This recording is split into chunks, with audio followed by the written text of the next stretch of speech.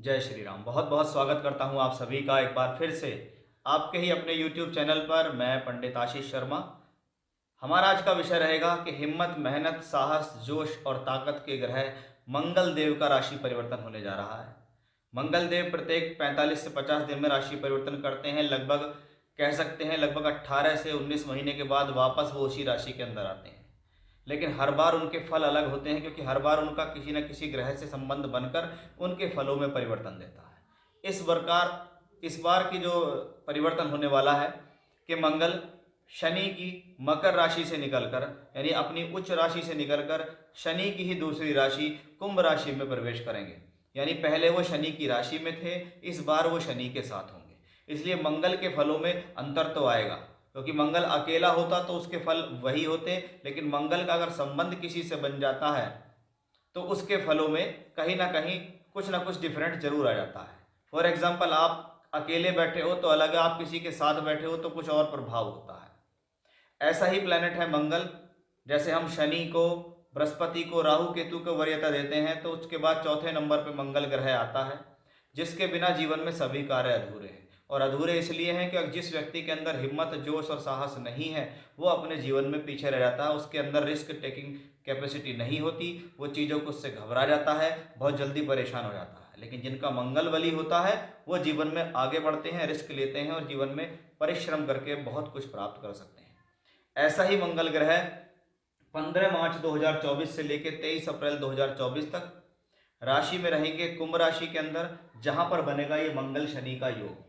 इस मंगल शनि के सही योग का आपकी राशि पर क्या प्रभाव होने वाला है, ये मेरा आज का विषय रहने वाला है, जिसको बहुत ही विस्तार से मैं समझाऊंगा। जिसकी भूमिका बनाने के लिए कुछ महत्वपूर्ण जानकारियां मुझे आपको देनी होंगी कि क्यों ये मंगल शनि का योग खास है, क्यों ये मंगल का गोचर खास है, या किन लोगों के लिए ये बहुत ज़्यादा खास होने वाला है। तो आइए इसको समझते हैं। देखिए, मंगल कौन है? हिम्मत, जोश और साहस का कारक ग्रह है मंगल। जहां पर हमें इस एनर्जी की बात होती है कि किसके अंदर कितनी एनर्जी है, तो हम मंगल से लेते हैं। और वो मंगल क्या है? काल पुरुष का लग्नेश है। यानी एक मंगल मोस्ट इंपॉर्टेंट प्लेनेट हो जाता है। जब हम काल पुरुष का लग्नेश की बात करते हैं तो हमारे मंगल के कारक तो हमारे सामने आ जाते हैं। फिर हम देखते हैं कि शनि भी काल पुरुष के दशम और एकादश का स्वामी है। अब शनि का है दशम भाव, यानी कर्म, कार्यक्षेत्र, नौकरी, व्यापार, श्रम, मेहनत, जो भी है वो शनि है। लाभ भाव का मालिक है, इसलिए सोर्स ऑफ इनकम, प्रमोशन, तरक्की, लाभ, वृद्धि, प्राप्तियां, जीवन में हमने कुछ कमाया और बचाया और सेव किया और हमें सम्मान मिला, 11वें घर से देखते हैं, यानी शनि भी उसको रिप्रेजेंट करता है। अब शनि क्या है? सहजता का कारक है, धैर्य का कारक है। अब एक तरफ हिम्मत, जोश और साहस, दूसरी तरफ धैर्य, ये दोनों जब एक साथ मिलकर काम करें, हालांकि मंगल और शनि स्वभाव में अलग हैं, एक जोशीला है, एक धैर्यवान है, लेकिन जब इनकी युति एक साथ बन जाती है तो आप ये समझिए एक ही व्यक्ति के अंदर धैर्य भी हो और एक ही व्यक्ति के अंदर अगर जोश हो, तो ऐसा व्यक्ति जीवन में कुछ भी हासिल करने में सक्षम है। स्वभाव की अगर बात करें तो स्वभाव से ये दोनों प्लेनेट मैलेफिक हैं। जहां शनि धीरे धीरे अशुभ प्रभाव देता है, वहां मंगल क्विक रिजल्ट देने वाला प्लेनेट होता है। इसलिए हम मंगल शनि की युति को कहीं ना कहीं खराब स्थितियों में भी देखते हैं। लेकिन काल पुरुष का लग्नेश है मंगल, और शनि दशम एकादश का मालिक है, इसलिए ये मंगल और शनि का योग धन योग भी बनाता है, राजयोग भी बनाता है। दोनों नैसर्गिक अशुभ हैं, उसका भी प्रभाव देंगे। अब इस दौरान किन लोगों पर इसका प्रभाव ज़्यादा हो सकता है? फॉर एग्जाम्पल, आपको मंगल या शनि से संबंधित किसी भी तरीके से दशांतर प्रत्यंतर चल रही है, आपका जन्म धनिष्ठा, शतभिषा, पूर्वा भाद्रपद नक्षत्र में हुआ है, या आपको जिन ग्रहों की दशा चल रही है वो धनिष्ठा, शतभिषा या पूर्वा भाद्रपद नक्षत्र के अंदर बैठे हुए हैं, तो भी हम ये कह सकते हैं कि और लोगों के मुकाबले इसका ज़्यादा प्रभाव होगा। यानी एक बहुत ही महत्वपूर्ण गोचर ये होगा, जिससे हम ये कह सकते हैं कि यहाँ से आपके जीवन का कुछ नया ट्रैक डिसाइड हो सकता है। कि कभी कभी व्यक्ति जीवन में लगातार किसी चीज़ के लिए मेहनत करता है, लेकिन उसको सही राह नहीं मिलती, सही दिशा नहीं मिलती। अब मंगल और शनि, जिसको मैंने शुरू में ही कहा कि भाई ये काल पुरुष का लग्नेश और दशमेश है। लगन कोई भी हो, राशि कोई भी हो, लेकिन हमारे जो ज्योतिष के बेस हैं, ज्योतिष का जो आधार है, वो यहीं से शुरू होता है कि सारे राजयोग, सारे धन योग, ग्रहों की दृष्टि, शुभ अशुभ योग, सब कुछ काल पुरुष के लगन को ध्यान में रखते हुए बनाए गए हैं। अब मंगल और शनि जैसे ग्रह मंगल लगन का मालिक, शनि दशम का मालिक, यानी लगन और दशम का संबंध बना, राजयोग। एकादश का मालिक तो मंगल लगन का मालिक, एकादश का मालिक शनि, तो धन योग बना।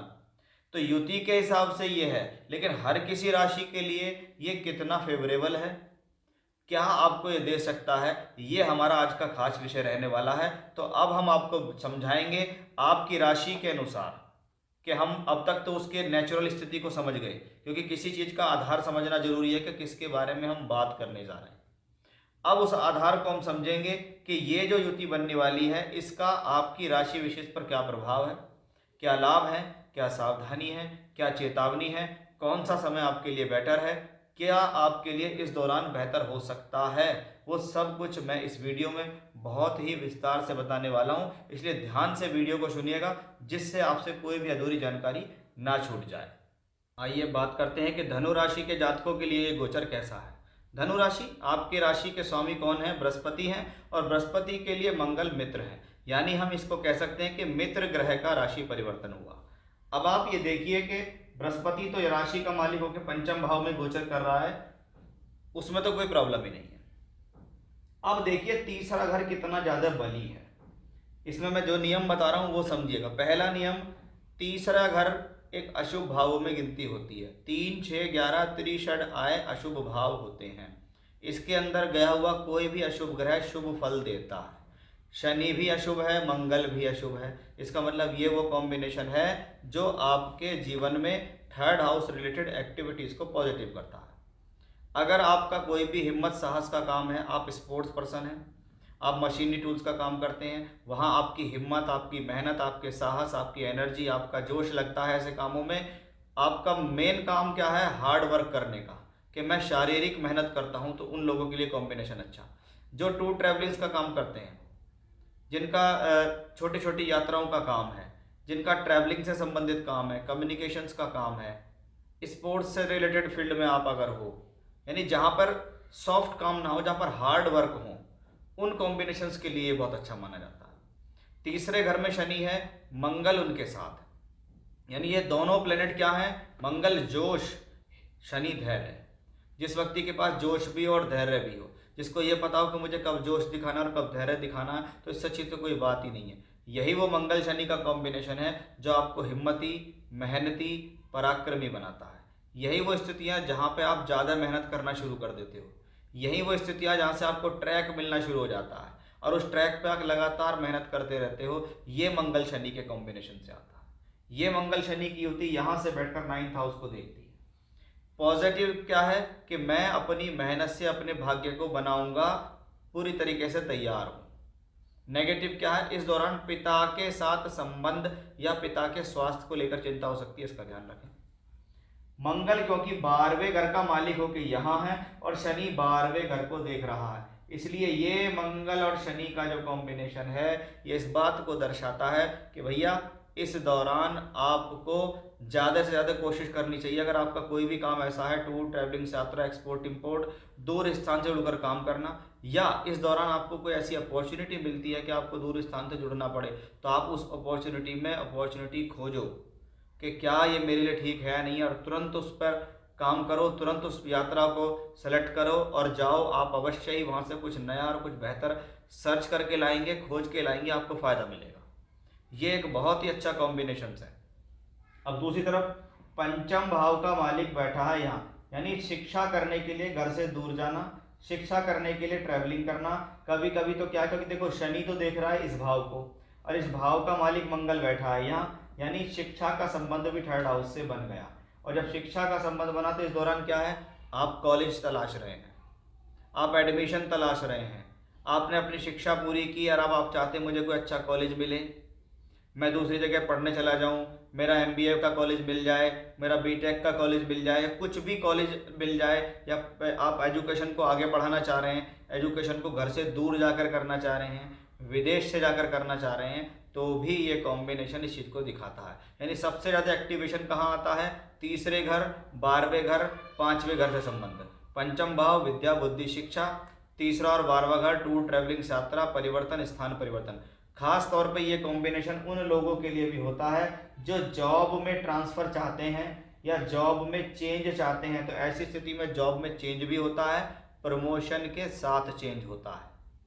तो वो एक प्रबल कॉम्बिनेशन भी हमें धनु राशि के जातकों के लिए स्पष्ट रूप से दिखाई दे रहा है। यानी हम कह सकते हैं भैया ये जो समय है आपके लिए बड़ा अनुकूल है कि दोनों प्लेनेट तीसरे घर में बैठ के आपके कहीं ना कहीं फेवर में दिखाई देते हैं। तो धनु राशि के जातकों, आपको अभी से उस चीज़ के लिए तैयारी करनी है जिससे आपको समय समय पर ये कॉम्बिनेशन फ़ायदा दे। इन बातों को समझे, इन चीज़ों पर काम करें तो आपको लाभ मिलेगा। जय श्री राम।